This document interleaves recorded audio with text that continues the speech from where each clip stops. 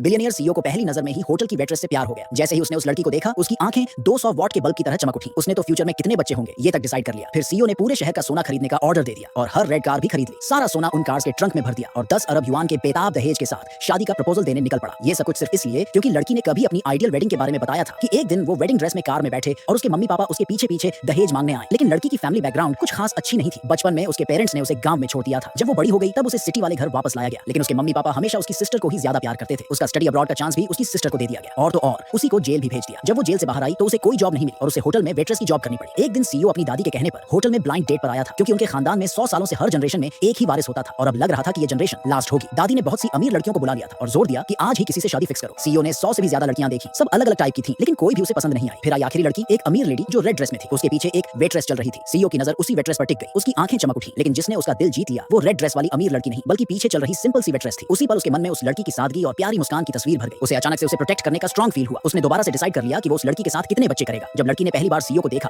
तो वो उसकी हैंडसम पर्सनालिटी से इंप्रेस हो गई, लेकिन साथ ही उसे लगा कि वो उसके लायक नहीं है। उसे लगा कि उनकी लाइफ में कभी कोई कनेक्शन नहीं होगा। तभी उसकी सिस्टर आई और अपने बारे में बोलने लगी। उसने कहा कि वो हार्वर्ड यूनिवर्सिटी से ग्रेजुएट है और वो तो स्टूडेंट बॉडी प्रेसिडेंट भी रही है। सीईओ ने लड़की की बहन को बिल्कुल भी ध्यान नहीं दिया, बल्कि सीधे उस लड़की से खुद को इंट्रोड्यूस किया। फिर उसने लड़की से कहा कि उसे चाय पकड़ाए। उसने बस चाय को सूंघा और महसूस किया कि कुछ गड़बड़ है, लेकिन क्योंकि वो चाय लड़की ने दी थी उसने फिर भी पी ली। लड़की की बहन अंदर से बहुत खुश हो गई क्योंकि उसने पहले ही उस चाय में कुछ मिला दिया था। उसका प्लान था कि वो इस घटिया तरीके से सीईओ की वाइफ बन जाए, लेकिन उल्टा उसे सीईओ ने वहां से भगा दिया। ये देखकर वो बहुत गुस्से में आ गई। जब उसने देखा कि लड़की झाड़ू लगा रही है तो उसने प्लान बनाया कि होटल मैनेजर से उसे सबक सिखवाए और अपना गुस्सा निकाले। लड़की डर कर भाग रही थी और गलती से सीईओ के रूम में घुस गई और इसी तरह उनके बीच काम 25 हो गया। अगली सुबह जब सीईओ ने लड़की को चैन से सोते देखा तो उसका मन किया कि उसे किस करे, लेकिन क्योंकि उसे एक अर्जेंट बिजनेस मीटिंग में जाना था और वो लड़की का उठने का वेट नहीं कर सकता था, उसने अपना फोन नंबर लड़की के हाथ पर लिख दिया। जब लड़की उठी उसे टेम्पररी अमनेशिया हो गया था। उसे न तो रात को क्या हुआ याद था, न उस आदमी का चेहरा याद था। वो कमरे से बाहर निकली एकदम कंफ्यूज और शॉक में। उसकी वो वेट्रेस वाली जॉब भी चली गई जो उसे मुश्किल से मिली थी और उसके मम्मी पापा ने भी उसे रिजेक्ट कर दिया। उस टाइम उसे लगा कि उसकी लाइफ तो एकदम बर्बाद हो गई है। ना रहने की जगह, ना पैसे, भूख लगी हुई थी और बहुत दुखी थी। उसके पास इतने कम पैसे थे कि एक मीट वाला बन भी नहीं खरीद सकती थी। उसने फोन में बैलेंस देखा तो बस 3 सिंपल बंस के ही पैसे थे। वो बंस इतने बुरे थे कि डॉग्स भी ना खाएं, लेकिन फिर भी उसने जमीन से वो बंस उठाए और खा लिए। अब उसे खुद को संभालना था क्योंकि उसकी दादी ने उसके लिए कुछ इनहेरिटेंस छोड़ा था। जब वो घर लौटी और देखा कि उसके मम्मी पापा अपनी छोटी बेटी के साथ हैप्पी फैमिली वाला सीन जी रहे हैं तो उसे बहुत जलन हुई। फिर उसने अपना मुंह खोला और कहा कि दादी की प्रॉपर्टी का जो हिस्सा उसके नाम है वो दे दो, लेकिन उसके पेरेंट्स ने मना कर दिया। उल्टा उसे एक रिच फैमिली के लड़के से $1 लाख में शादी कराने का प्लान बना लिया। उधर सीईओ के असिस्टेंट की इन्वेस्टिगेशन में पता चला